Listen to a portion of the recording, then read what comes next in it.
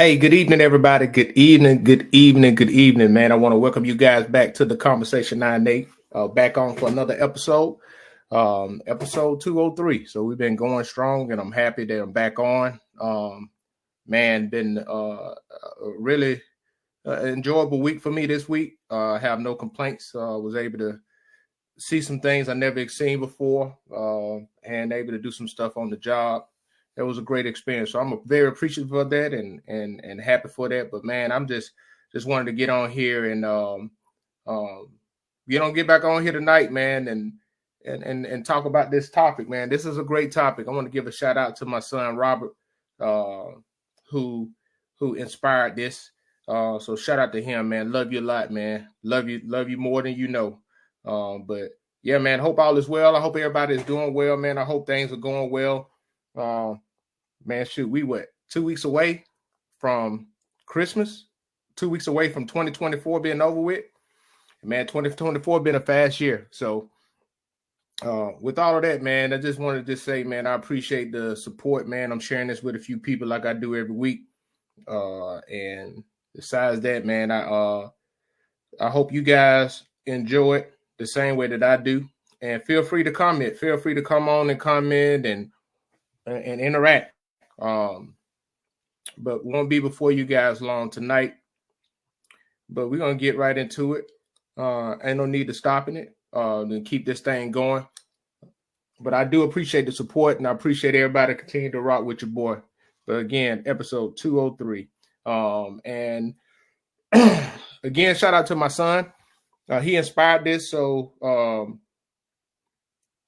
yeah, he inspired this conversation. So that's what we got. What's going on, Ant? How you doing?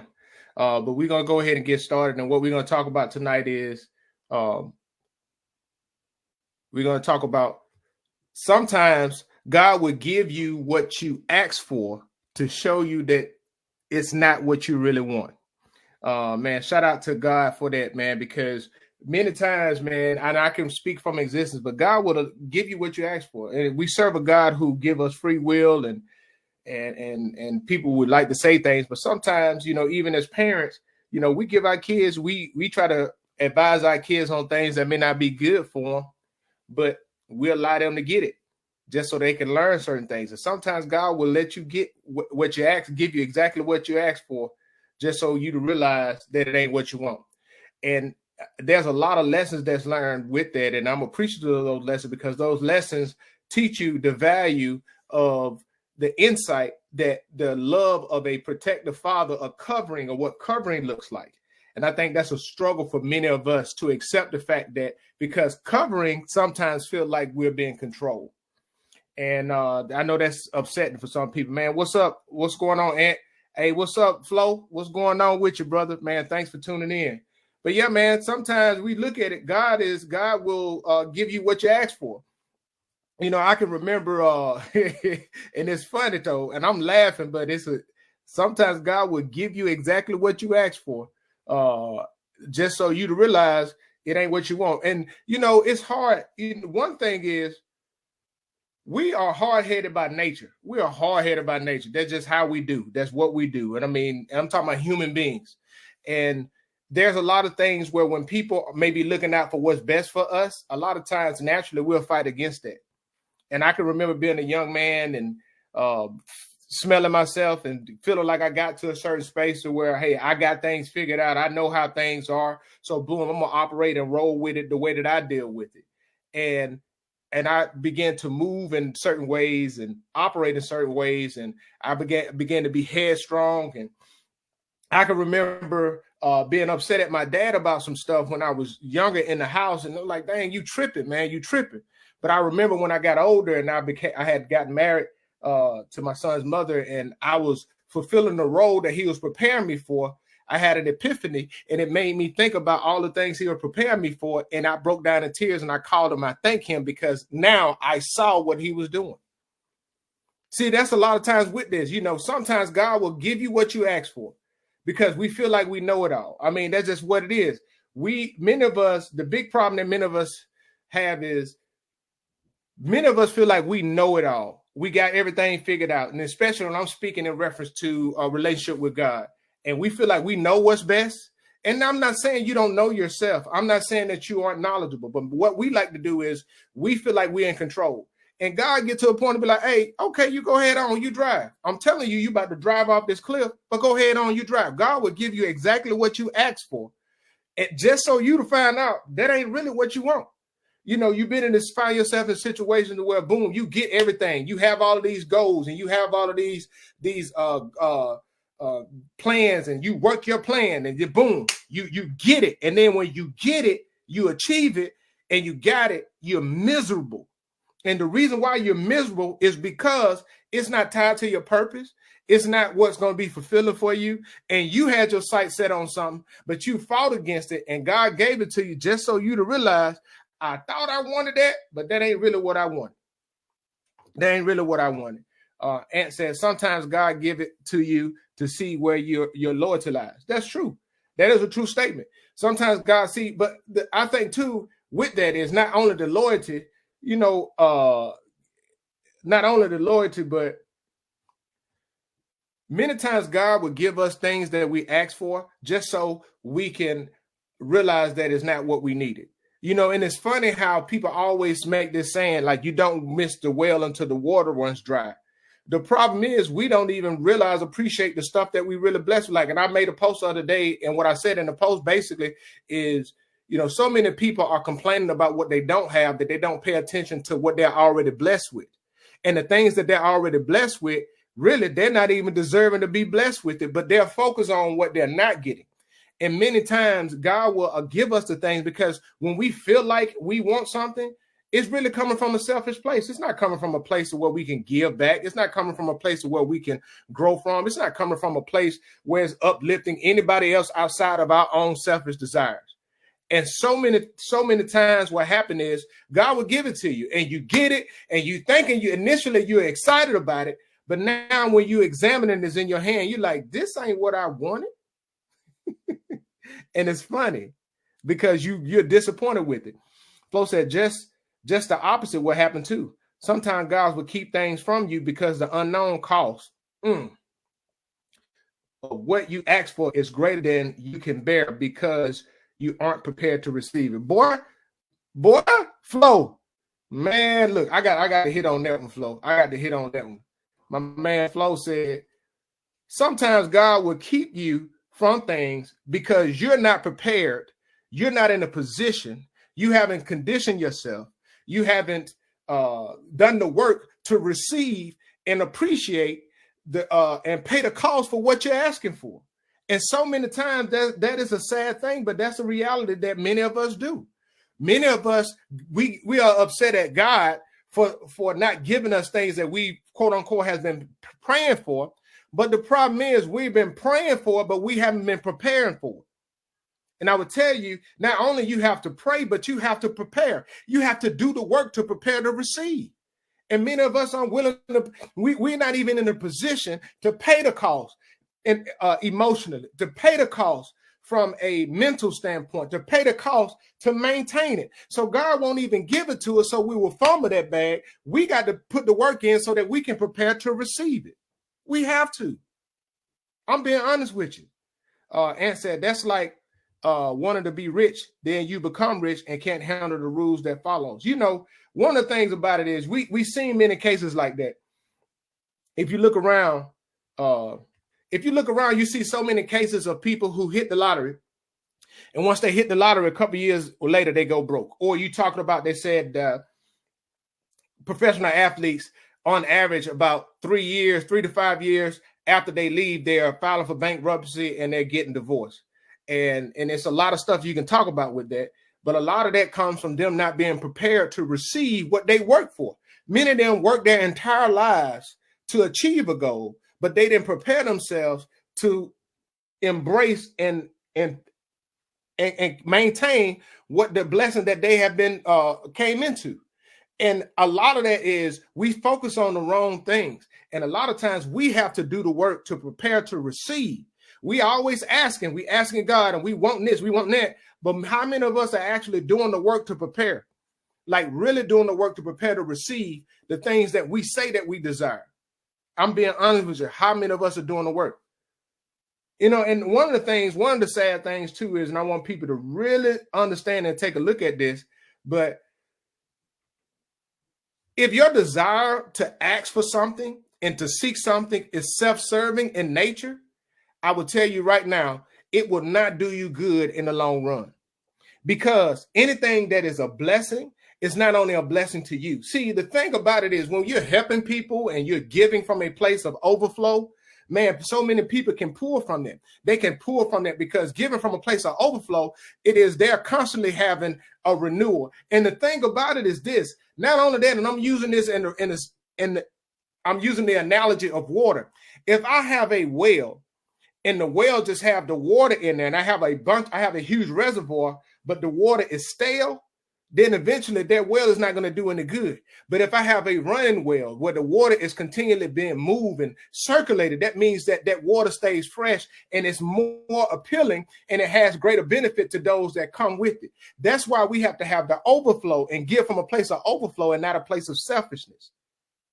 See, a selfishness is like a well that is not having anything. It has a huge reservoir. But that overflow is a freshness that come with it. It as the water turns, you're getting oxygen in it. You see what I'm saying? And you're keeping mosquitoes and all this stuff from being able to come in there. Those are the things, that's the stuff that I'm talking about in that aspect. And so many times we approach God from a very selfish place. Listen, man, I can remember this vividly. God gave me everything that I asked for when I left high school. When I left high school, I was 18. I went to college and I said, I want my own place. I'm gonna go to school. I ain't gonna ask my parents for anything. I'm gonna make it on my own. I'm gonna go be an engineer, and boom, I want my own place. Had the car, boom. 19, turned 19, first semester, stayed on campus, second semester, got my own place, and did everything. I'm talking about the turn up was real. I don't want y'all to understand, you know, I was involved in a lot of extracurricular activities involving the opposite sex. I'll put it to you like that. But in all of that, everything, God allowed me to get everything that I asked for, just so me to see that all of that was leaving me empty. It was not fulfilling me. I was feeling the void, and I was trying to fill that void through other things. God gave me that to realize that that wasn't what I wanted. And from that lesson, I realized not to waste time putting effort into chasing it. I'm being honest with you, that was an invaluable lesson. And that's a lesson that was taught over a 2-year period. Over a 2-year period. I'm telling you. And it's one that I've learned so much from. Like, for real. I'm talking about for real. I've always been a person to work. I've always been a person to work and get things on my own. But in those lessons that I learned, that God allowed me to have that, and boom. And I thought, you know, the funny thing is, when you think about it, when God gives you what you asked for, and then eventually in the end, you realize it wasn't what you wanted. But when he initially give it to you, you're excited. You're very excited because it's like, oh, dang, this is everything that I wanted. I wanted me. I. So now, by me doing that, when God give it to you and you're in that excitement phase, you feel like you're winning. Everything is going your way. You feel like you're winning. And in a lot of ways, you're accomplishing goals and that you set. And I'm not saying nothing wrong with that, but then it gets to a point to where, dang, I got it, and it's not doing for me the things that I thought it was going to do for me. It's not fulfilling me in the ways that I thought it was going to fulfill me. It's not giving me the things that I thought I was going to get from it. And eventually you will begin to begin to have a hatred of the very thing that you praise God for, you asked for in the beginning, because it's not what you really wanted. It's not. Listen, there are some lessons that are learned. I tell people this all the time. There are some lessons that are only learned when you go through it, period. You're not going to be able to get it from reading the book.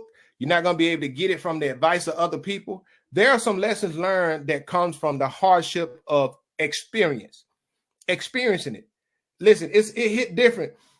If you've never been broke, if you never tried to have to make something happen, make something shake in the aspect of robbing Peter to pay Paul to try to find something to eat or to do this, that, and the third, if you never had to experience that, it's a different thing when you just try to tell somebody about it so that they can help them not go through what you went through.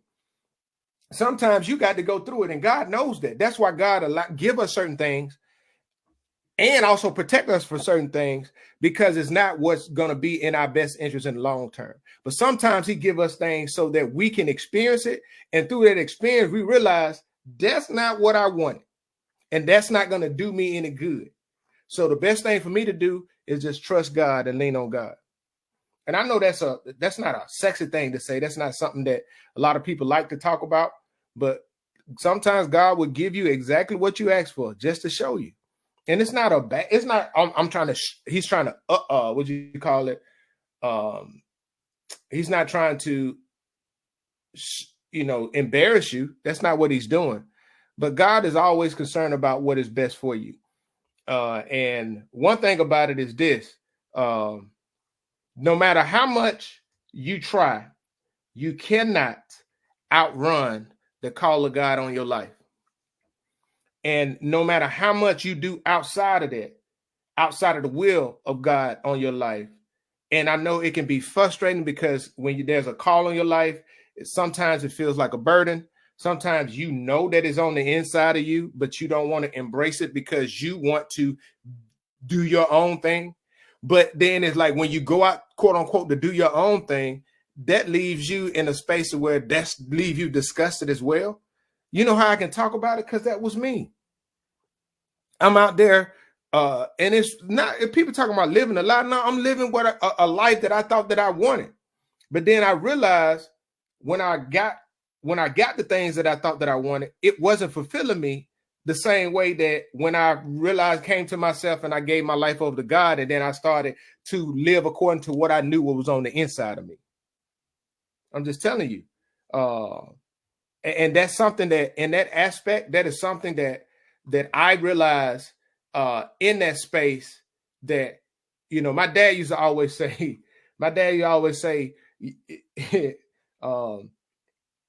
shout out to my dad, but my dad used to always say, man, you don't want to run. You can only run for so long. And he said, from God in that aspect, from a call of God on your life, he said, because at the end of the day, you're going to either do it willingly or you're going to do it after, you're going to go through some hardships and come to it. And I just realized, I was like, dang, I never want to be the one that bring hardship on my life because of my disobedience, especially when knowing. And there's a difference what I'm talking about when you know that there's a call on your life. And it's hard to accept that, especially when you're young, because you don't want to deal with it. Man, I ain't want to deal with that. I didn't want to deal with this, man. I did not want anything to deal with it and do with it. And it wasn't anything bad. I wanted my own path, but I had to accept and acknowledge that my path was with God. And once I accepted that, man, I realized, dang, that's what it is. And and this is the thing, man, that's hard for so many of us. And one of the hard things about it is to accept is I had to learn and accept that my purpose was tied to a lot of things that God allowed that was uncomfortable for me, that caused me some heartache and some pain. But there's a lot of things that came from that. And I can remember when I was going through a divorce and things were happening and I was on a deployment and I felt like my life just fell apart. I felt like God abandoned me. And I used to keep asking God, why? And God, the Holy Spirit would come back and say, why not? I couldn't see it at the time. And I look at it, I guess that was 17 years ago. I couldn't see it at the time. And I lacked the understanding at the time because I was in it. But that was preparing me to be able to talk about certain things now that I've been able to help hundreds of people, even and pour out and speak on things that has expanded out to so many people for the lessons that I've learned in those hard times. And I'm grateful for them now, but I wasn't back then because I didn't have the foresight. And the thing about it is this, man. And I know this is not on this, but I feel the need to share this, and I feel the need that it's going to be a blessing to somebody. But sometimes we have to realize that God's timing is so far ahead of us that he sees you in your future, that he will coordinate things to be right there for you that you ain't even think about. And I can remember being deployed in 2007, and my aunt had called my mom 6 weeks before this day, and asked for what my address was. God laid on her heart 6 weeks before. She wrote a letter. God led her to write a letter. She put that letter in the mail. On the day that I received the letter, I was on the phone. I had received some news that was very disheartening. I was very distraught. I was depressed. I was down in the dumps. And they said, hey, Shep, you got a letter. And it was from my Aunt Julia. And when I got that letter, everything that she wrote in that letter is what I needed to hear to lift my spirit up. And God orchestrated that 6 weeks earlier so she can put it in the mail so I can hear it on that day. God knows what you need, and his timing is impeccable. His timing is impeccable. Somebody needs to hear that. I don't know why I wasn't even planning on talking about that, but that is something that I can remember, how God's timing, how he motivated my aunt, inspired my aunt to write me a letter, and everything she wrote 6 weeks earlier is exactly what I needed to hear 6 weeks later. And that kept me in a good space because my mental space was gone. This was something I never dealt with before. And I think God already knew it. He orchestrated that to the point to where he had it set up to where I had what I needed, and he was looking out for me. And I'm grateful for that. I'm grateful for that. I'm grateful for a lot of things. And I think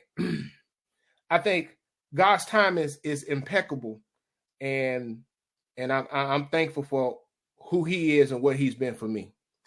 But man, I'll tell you, man, I hope you guys have a great and wonderful week. Thank y'all for rocking with your boy, man. Looking forward to more and more weeks. And hey, only 2 more weeks left.